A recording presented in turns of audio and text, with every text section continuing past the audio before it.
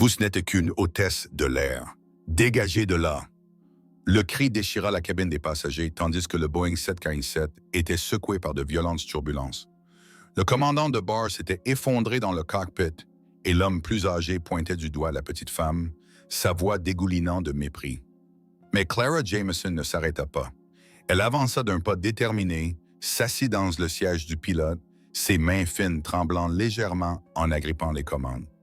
« Vous essayez de nous tuer, c'est ça ?» lança quelqu'un avec un rire moqueur derrière elle. Mais l'avion se stabilisa, retrouvant son équilibre. Le pilote de chasse de 29 ans répondit par un Silent Hawk dans son talkie-walkie. L'indicatif Silent Hawk fut instantanément reconnu. L'indicatif d'appel Silent Hawk craqua à la radio. 4 F-22 rugirent simultanément dans le ciel, brisant le silence radio. Clara Jameson, 29 ans, était menue et ses longs cheveux bruns étaient noués bas.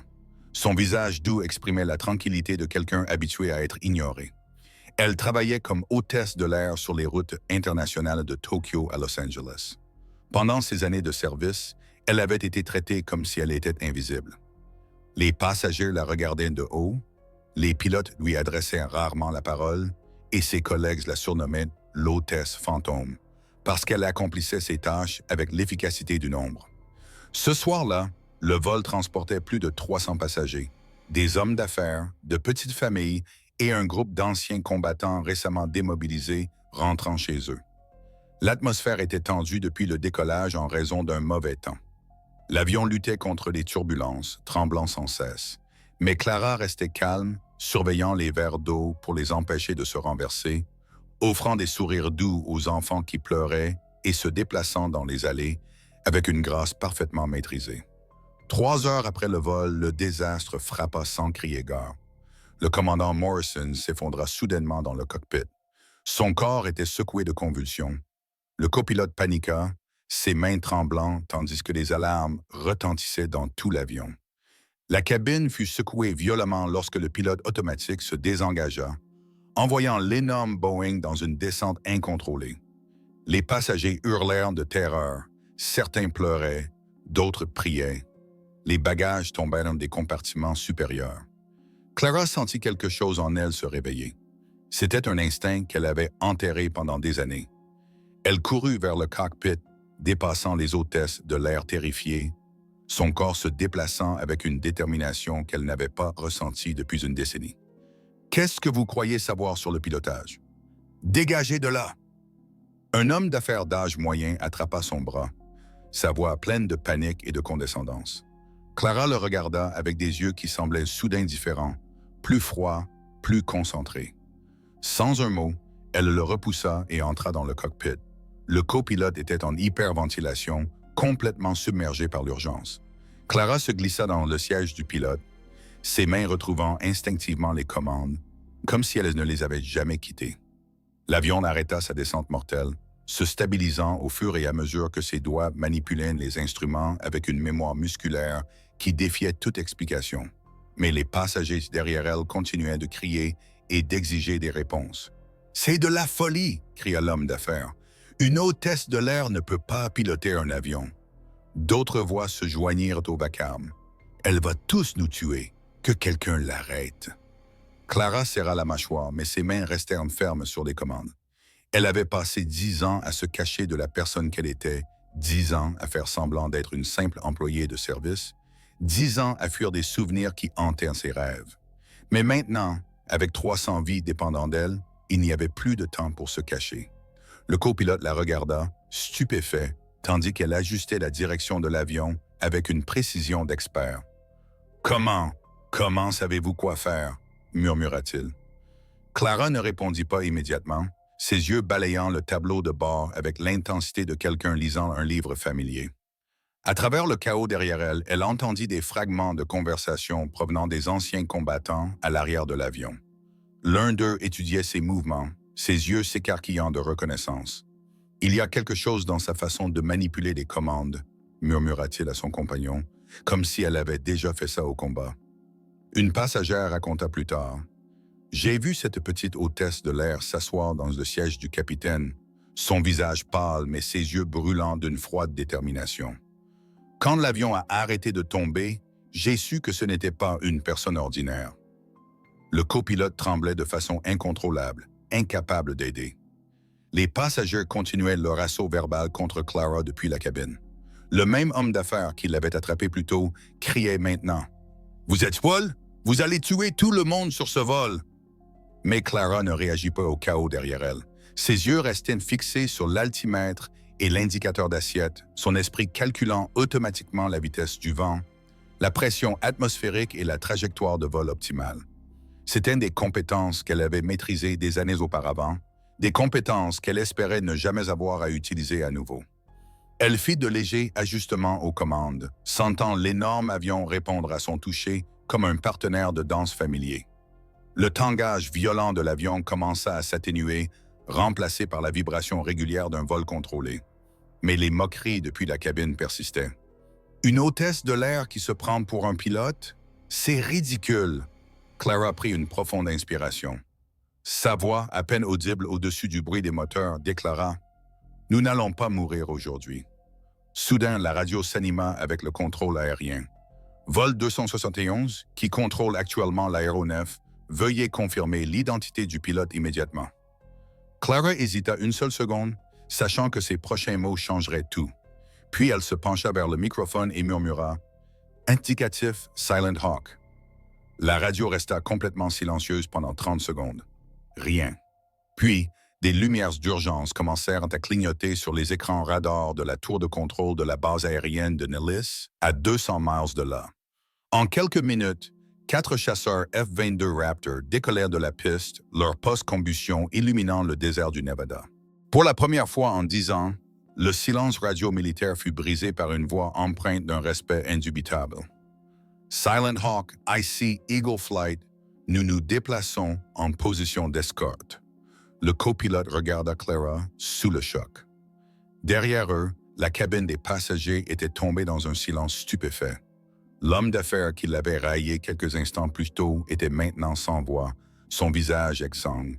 Mais à l'arrière de l'avion, un des vétérans militaires se leva lentement, ses yeux écarquillés par la reconnaissance et l'incrédulité. Le sergent Rodriguez avait fait 3 missions en Afghanistan.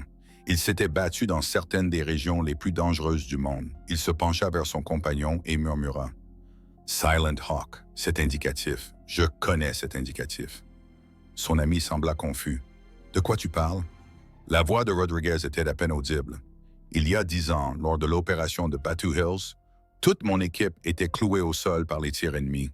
Nous avons demandé un appui aérien et cet hélicoptère Apache est apparu de nulle part. La pilote, dont l'indicatif était Silent Hawk, a sauvé nos vies grâce au pilotage de combat le plus précis que j'ai jamais vu. » Les yeux de l'autre vétéran s'écarquillèrent. « Tu es en train de dire que cette hôtesse de l'air était l'une des pilotes de combat les plus décorés de l'armée? » Rodriguez conclut. « Oui, mais elle a disparu après cette mission. La rumeur disait que toute son unité avait été tuée et qu'elle n'avait pas pu supporter d'être la seule survivante. Pendant ce temps, dans le cockpit, Clara coordonnait la formation d'escorte des F-22. Sa voix avait complètement changé, n'étant plus celle de la douce hôtesse de l'air, mais le ton calme et autoritaire d'une vétérane de combat. Eagle Flight demande de vecteurs vers le terrain d'aviation militaire le plus proche. Nous avons une urgence médicale à bord, besoin d'une assistance médicale immédiate à l'atterrissage. Compris, Silent Hawk. Nous vous vectorisons vers la base aérienne de Nellis. Les équipes médicales sont en attente. C'est bon de t'entendre à nouveau. » Clara serra les mains sur les commandes à ces mots. Elle avait passé une décennie à essayer d'oublier, à essayer d'être invisible, à essayer d'échapper aux souvenirs d'amis qui étaient morts pendant qu'elle vivait. Mais maintenant, en pilotant ce gigantesque avion de ligne avec la même précision qu'elle avait autrefois utilisée pour sauver des soldats en zone de combat, elle ressentait quelque chose qu'elle n'avait pas éprouvé depuis des années. Un but. Les F-22 prirent une position autour du Boeing 747, leur forme élégante visible à travers les fenêtres du cockpit. Les passagers qui avaient demandé le départ de Clara quelques minutes plus tôt pressaient maintenant leur visage contre les hublots, regardant avec admiration les chasseurs militaires escorter leur avion civil. Un enfant désigna avec excitation « Maman, pourquoi ces avions de chasse volent-ils avec nous? » Sa mère, qui avait été témoin de la transformation de Clara, d'hôtesse de l'air invisible à pilote commandant parla doucement, parce que parfois, les personnes que nous ne remarquons pas sont celles qui nous sauvent. La radio crépita à nouveau. Silent Hawk, tous les aéronefs de la région ont été dégagés de votre trajectoire de vol. Vous avez la priorité d'atterrissage à Nellis. Clara appuya sur le microphone. Compris, Eagle Flight, début de la descente dans 5 minutes. Elle se tourna vers le copilote, qui la regardait toujours avec stupéfaction. Pouvez-vous faire l'annonce aux passagers? Demanda-t-elle calmement. Dites-leur que nous allons faire un atterrissage d'urgence sur une base militaire, mais que tout le monde est en sécurité. Le copilote hocha la tête sans voix, assimilant ce qu'il venait de voir. Tandis qu'il faisait l'annonce, Clara se concentra sur l'approche de la base aérienne de Nellis. Elle avait atterri sur ce même aérodrome des dizaines de fois, il y a des années, revenant de missions qui restaient classifiées à ce jour. L'ironie n'échappa pas à son esprit de rentrer chez elle à un endroit qu'elle avait tant essayé d'oublier. Le sergent Rodriguez déclara plus tard « Quand j'ai entendu cet indicatif d'appel, je me suis immédiatement levé. Silent Hawk était la pilote d'Apache qui avait sauvé toute mon escouade à Batu Hills. Je n'aurais jamais imaginé que c'était l'hôtesse de l'air discrète qui nous avait servi du café quelques heures plus tôt. » La nouvelle du retour de Silent Hawk se propagea comme une traînée de poudre à travers les réseaux de communication militaire. En moins d'une heure, les commandants des bases à travers le pays fouillaient les dossiers classifiés, essayant de reconstituer la légende de la pilote qui avait tout simplement disparu. Clara avait autrefois été la pilote d'hélicoptère Apache la plus douée de l'unité Kraken, Silent Hawk, célèbre pour ses missions de soutien, d'une précision chirurgicale qui avait sauvé la vie de centaines de soldats. Elle avait obtenu 3 croix de vol distinguées, 2 étoiles de bronze et le respect de chaque unité au sol qu'elle avait soutenue. Mais après le désastre de Batu Hills, quand toute son escadre avait été tuée dans une embuscade et qu'elle avait survécu, Clara avait demandé son renvoi immédiat du service actif. Elle avait disparu des registres militaires, choisissant l'anonymat plutôt que les médailles et la reconnaissance qui l'attendaient. Maintenant, forcée de sauver 300 vies civiles, elle avait prononcé son indicatif d'appel pour la première fois en une décennie, envoyant une onde de choc à travers toute la communauté de l'aviation militaire. Les F-22 maintinrent une formation parfaite autour du Boeing 747, leurs pilotes parlant à voix basse sur les canaux sécurisés. « Je n'arrive pas à croire que Silent Hawk soit encore en vie, » murmura Eagle 2. « Et elle pilote un avion de ligne commerciale comme si elle était née pour ça, » répondit Eagle 3. « Regarde cette approche. Parfaite, comme un manuel. » À l'intérieur de la cabine des passagers, l'atmosphère avait complètement changé. L'homme d'affaires qui avait raillé Clara plus tôt était maintenant silencieux, son visage rougi d'embarras. Les autres passagers chuchotaient entre eux, essayant de comprendre comment leur hôtesse de l'air ordinaire était soudainement devenue l'objet d'une escorte de chasseurs militaires. Le sergent Rodriguez se dirigea vers l'avant de la cabine, sa stature militaire évidente, même en civil. Il parla calmement aux autres hôtesses de l'air. « Cette femme, ce n'est pas n'importe quel des pilotes. C'est une légende. Elle a sauvé plus de vies au combat que la plupart des gens n'en sauvent dans une vie entière. » L'hôtesse en chef, Sarah, eut l'air confuse. « Mais elle travaille avec nous depuis 3 ans. Elle n'a jamais parlé de service militaire. » « C'est parce qu'elle portait une culpabilité qu'elle ne méritait pas, » expliqua Rodriguez. « Parfois, les meilleures personnes se reprochent des choses qui sont hors de leur contrôle. » Pendant ce temps, Clara exécutait une approche impeccable de la base aérienne de Nellis. Ses mains se déplaçaient sur les commandes avec la précision fluide de quelqu'un qui avait effectué des centaines d'atterrissages similaires, bien que jamais dans un avion de cette taille. Le copilote la regardait, stupéfait, tandis qu'elle compensait les vents latéraux, ajustait pour la longueur de la piste et maintenait une pente de descente parfaite, malgré le fait de piloter un avion pour lequel elle n'était techniquement pas certifiée. « Depuis combien de temps vous cachez ça ?» demanda-t-il calmement. La voix de Clara était ferme. 10 ans, 3 mois et 16 jours. Le chiffre était si précis, si exact, qu'il réalisa qu'elle avait compté chaque jour depuis qu'elle avait quitté l'armée. Le contrôle aérien de Nellis coordonnait l'atterrissage d'urgence avec une précision militaire. « Silent Hawk, vous êtes autorisé à atterrir sur la piste 09. Les équipes médicales sont en attente. Les véhicules de pompiers et de secours sont en position. »« Compris. Tour. Début de l'approche finale. Tandis que le Boeing 747 descendait vers la piste, le personnel de la base aérienne de Nellis se rassembla pour assister à quelque chose d'inédit. Un avion de ligne commerciale piloté par une pilote de combat légendaire, escorté par des chasseurs F-22, atterrissant sur une installation militaire. Le commandant de la base, le colonel Martinez, se tenait sur la plateforme d'observation de la tour de contrôle. Il avait servi avec l'unité de Clara il y a des années, l'avait recommandé pour une promotion et l'avait vu disparaître après Batu Hills avec un profond regret. « Monsieur, demanda son assistant, devons-nous préparer une réception formelle? » Le colonel Martinez secoua la tête. « Elle a choisi l'anonymat pour une raison. Nous honorons ce choix. » L'énorme Boeing atterrit avec un minimum de soubresauts, l'expérience de Clara se manifestant dans chaque aspect de l'atterrissage. Elle inversa la poussée parfaitement, amena l'avion à un arrêt en douceur et coupa les moteurs avec une efficacité bien rodée.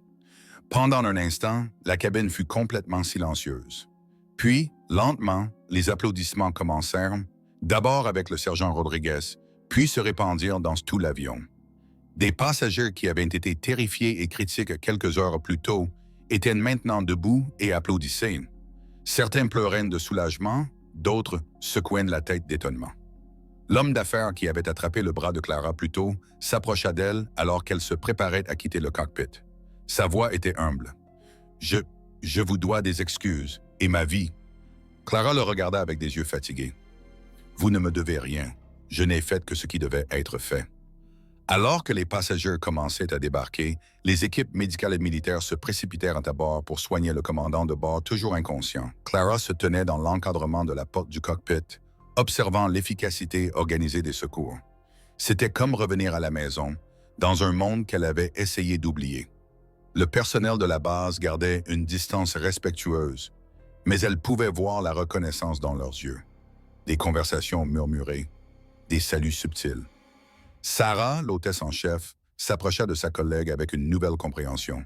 « 3 ans que nous travaillons ensemble, dit-elle doucement. Je n'ai jamais su. » « C'était le but, répondit Clara. Je voulais être invisible. »« Mais pourquoi? Vous êtes une héroïne. » L'expression de Clara devint lointaine. Les héros ne regardent pas leurs amis mourir pendant qu'ils survivent. Un jeune aviateur s'approcha avec hésitation.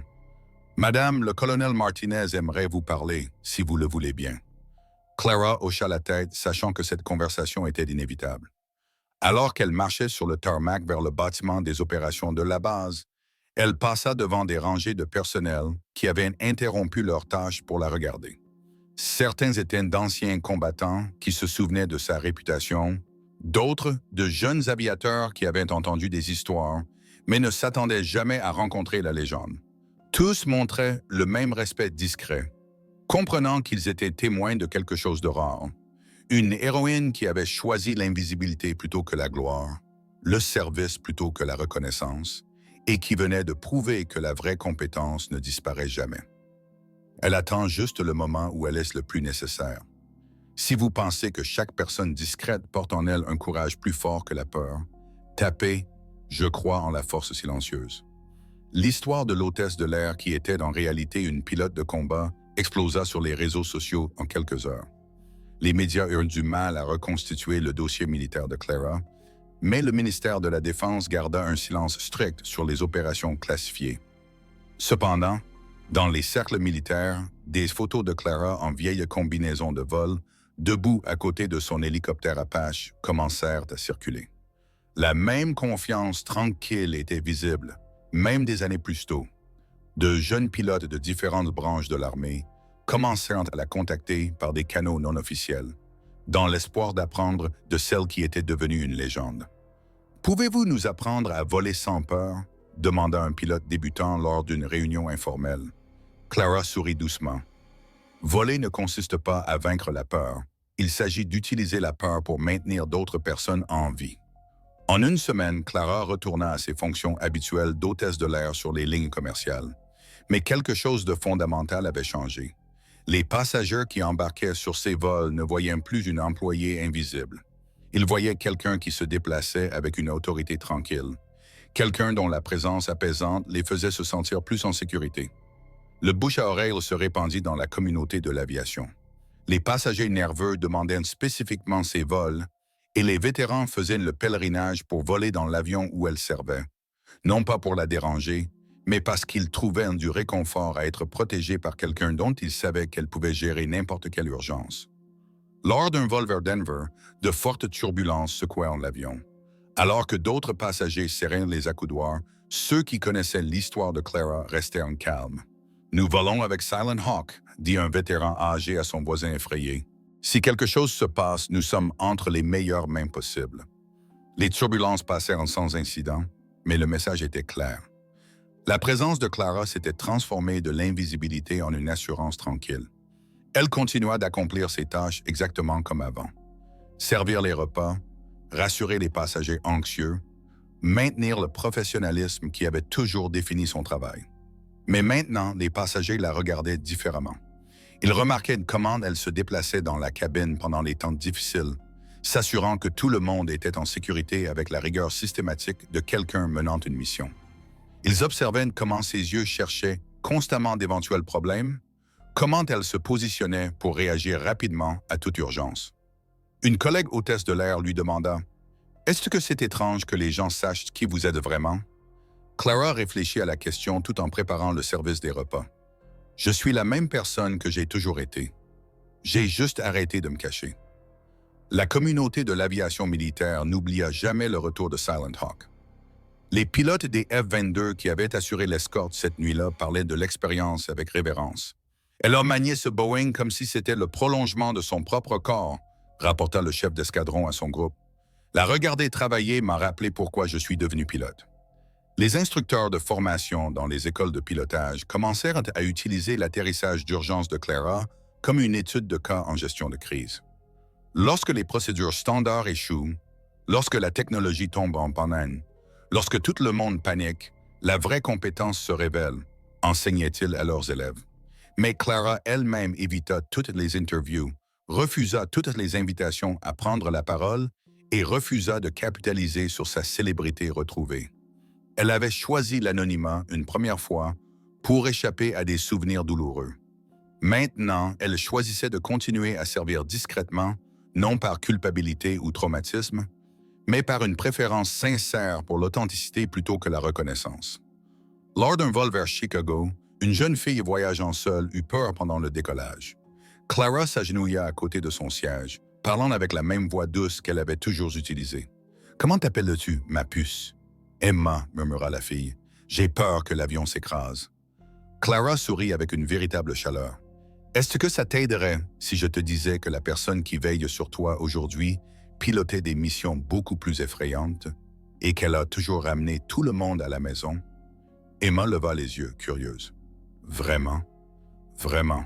Et aujourd'hui est juste un autre jour où tout le monde rentre chez soi en toute sécurité. » La fille se détendit immédiatement, sentant d'une certaine façon que cette femme calme pouvait gérer tout ce qui pourrait arriver.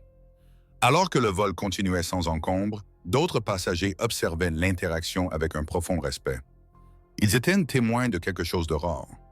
Une personne qui avait atteint un statut légendaire dans un domaine, choisissant d'exceller discrètement dans un autre. Pas d'ego, pas de besoin de reconnaissance, juste un service professionnel constant, soutenu par des compétences qui pouvaient sauver des vies en cas de besoin. Un homme d'affaires qui avait initialement prévu de se plaindre du service des boissons se retrouva plutôt à étudier les mouvements de Clara. Il la regarda vérifier l'équipement de sécurité pendant les moments de calme, remarqua comment elle se positionnait pour maintenir un contact visuel avec tous les passagers, observa la façon dont elle se déplaçait avec détermination, même pendant les tâches de routine. « Elle est toujours en mode mission », réalisa-t-il. « Elle traite chaque vol comme si elle protégeait des vies, parce que c'est exactement ce qu'elle fait. » À la fin de ce vol, il avait acquis un profond respect pour quelqu'un qu'il aurait pu auparavant ignorer. C'est devenu la nouvelle normalité pour Clara. Les passagers qui apprenaient son identité ne cherchaient pas d'autographes ou de selfies. Au lieu de cela, ils se sentaient simplement honorés d'être en présence de quelqu'un qui incarnait l'héroïsme tranquille. Les enfants dessinaient des images d'elle. Les vétérans hochaient la tête respectueusement en la croisant dans l'allée. Les passagers nerveux se détendaient, sachant qu'elle était à bord. Clara avait accompli quelque chose de remarquable. Elle s'était transformée d'employée de service invisible en gardienne de confiance sans rien changer à la façon dont elle accomplissait ses tâches. Si vous croyez en des histoires comme celle-ci, tapez les héros silencieux volent parmi nous. 2 ans se sont écoulés depuis que Silent Hawk a brisé le silence radio pour sauver le vol 271. Clara continue de travailler comme hôtesse de l'air, traitant chaque service avec le même professionnalisme discret qui a toujours caractérisé son travail. Mais le monde de l'aviation est fondamentalement changé autour d'elle. Les équipages de vol qui travaillent avec Clara se sentent plus en confiance pendant les mauvais temps, sachant que si une urgence survient, ils ont un soutien comme nulle part ailleurs dans l'aviation commerciale. Les passagers réservent spécifiquement des vols où Clara travaille, ne cherchant pas à rencontrer une célébrité, mais trouvant du réconfort à voyager avec quelqu'un dont la compétence a été prouvée dans les circonstances les plus extrêmes. L'histoire est devenue plus qu'une légende de l'aviation. Elle est devenue un témoignage des profondeurs cachées qui existent chez des personnes qui semblent ordinaires. Les actions de Clara prouvent que l'héroïsme ne nécessite pas d'uniforme ou de reconnaissance. Il nécessite la volonté d'agir lorsque l'action est la plus importante. Sa détermination silencieuse a démontré que parfois, les capacités les plus extraordinaires sont portées par ceux qui choisissent de rester invisibles jusqu'à ce que l'invisibilité ne soit plus une option. Les compagnies aériennes de l'industrie ont commencé à réévaluer leurs protocoles d'urgence, réalisant que l'expérience et la compétence peuvent se trouver dans des endroits inattendus. Les hôtesses et stewards reçoivent maintenant une formation améliorée en gestion de crise, habilités à prendre des initiatives pendant les urgences au lieu de simplement suivre des procédures rigides. De jeunes pilotes cherchent les vols où Clara travaille, espérant observer et apprendre de quelqu'un dont la réputation transcende les structures de grade traditionnelles. Elles répondent à leur curiosité par une guidance douce, partageant des connaissances acquises au fil de ses années d'expérience au combat et de service civil. « Qu'est-ce qui fait un bon pilote ?» a demandé un jeune aviateur lors d'un vol récent. Clara a réfléchi à la question tout en préparant l'approche pour l'atterrissage. Le fait de comprendre que chaque personne dans votre avion représente le monde entier de quelqu'un. Vous ne pilotez pas seulement une machine. Vous protégez chaque histoire, chaque rêve, chaque avenir qui dépend de vous pour les ramener chez eux dans toute sécurité. Le jeune pilote hocha la tête, comprenant qu'il recevait une sagesse qui ne pouvait être enseignée dans aucune école de pilotage. Les communautés de l'aviation militaire continuent d'honorer l'héritage de Silent Hawk. Les nouveaux pilotes d'Apache apprennent ces techniques, les escadrons de F-22 étudient ses approches de gestion de crise, et les académies de l'armée de l'air incluent son histoire dans leur programme d'éthique.